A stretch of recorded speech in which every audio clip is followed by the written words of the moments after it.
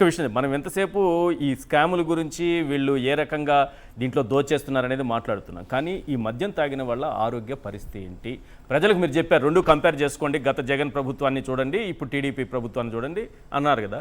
ఆరోగ్యం గురించి చెప్పండి సార్, ఒక 2 నిమిషాల్లో కన్క్లూడ్ చేయండి. క్లియర్గా చెప్తున్నాను కదండి. ఇప్పుడు జగన్మోహన్ రెడ్డి గారి హయాంలో జరిగినటువంటి ప్రతి ఒక్క మద్యం కూడా ఒక సర్టిఫైడ్ డిస్టిలరీ నుంచి వచ్చినటువంటి అవును మద్యం.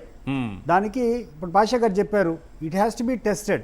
ప్రతి ఒక్క కన్సైన్మెంట్ కూడా వాళ్ళు ఏ రేషియోలో మిక్స్ చేశారు, ఏమేమి కలిపారు, అండ్ ప్రతి ఒక్క బాటిల్ కూడా ఇటీవల కాలంలో ఎక్కడికో చెన్నైలో ఉన్నటువంటి సమ్ కెమికల్ అనాలిసిస్ కోసం కూడా పంపించినట్టుంది. ఆడ కూడా వాళ్ళు క్లీన్ చిట్ ఇచ్చి బయటకు వచ్చింది.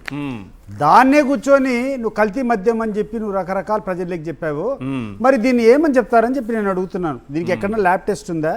మీరు చెప్పేటువంటి ఈ కల్తీ మద్యమాలు ఈరోజు తంబలపల్లిలో బయటపడినటువంటి ఈ యొక్క కర్మాగారం, ఈ యొక్క ఇండస్ట్రీ, ఇటువంటి 100 ఇండస్ట్రీస్ ఎన్ని ఉన్నాయి ఈడంతా ఇవన్నీ ప్రొడ్యూస్ అయ్యేదాన్ని అంతా ఎవరు అమ్మగలుగుతున్నారు, ఎక్కడ అమ్మగలుగుతున్నారు?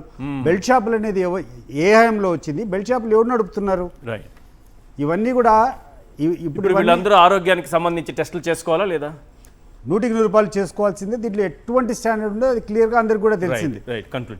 సార్ నేను నా జీవితంలో అంటే చాలా రోజులు మెడికల్ ఫీల్డ్లో పనిచేసిన సార్, నాకు చాలా పెద్ద అనుభవం ఉంది. ఎప్పుడైనా సరే ఏదైనా సరే మద్యం కానివ్వండి లేదా ఏదైనా మెడిసిన్ కానివ్వండి, ఆ మెడిసిన్ యొక్క ఆ మద్యం యొక్క సైడ్ ఎఫెక్ట్ బయటపడాలి అంటే చాలా షార్ట్ టైంలో బయటపడుతుంది. ఎప్పుడో 2 ఏళ్ల కింద మద్యం తాగితే ఈ రోజు బయటపడదు, నిన్ననో మొన్ననో తాగితే ఈ రోజు బయటపడే వెయిట్ చేయొచ్చు కదా. అది చంద్రబాబు నాయుడు గారు అధికారంలోకి వచ్చేంత వరకు వెయిట్ చేసి బయటపడతాం. మన దురదృష్టం ఏంటో తెలుసా సార్ మీకు? ఆ జబ్బు ఆలోచిస్తుంది కదా. మన దురదృష్టం ఏంటో తెలుసా మీకు? చంద్రబాబు నాయుడు గారు మాట్లాడే ఈ లాజిక్లెస్ మాటని కూడా నమ్మేటటువంటి ప్రజలు ఈ రోజు ఆంధ్రప్రదేశ్ లో ఉన్నారు. చంద్రబాబు నాయుడు గారికి నమ్మి ఓట్లేసిన ప్రజలు ఉన్నారు. దయచేసి జగన్మోహన్ రెడ్డి గారిని బద్నాం చేసినటువంటి ఈ మద్యం ఈ రోజు ఈ మద్య కుంభకోణం అనేది బయటపడదు. అసలైన కుంభకోణం ఇది. జగన్మోహన్ రెడ్డి గారి హయాంలో ఎట్లాంటి కుంభకోణం జరగలే. అంతా నీట్గా క్లీన్గా ప్రభుత్వం ఇచ్చేసింది. మొత్తం అమ్మకాలే ప్రభుత్వం చేతిలో ఉన్నాయి. కానీ ఈ రోజు బయటపడ్డది అసలు స్కాము.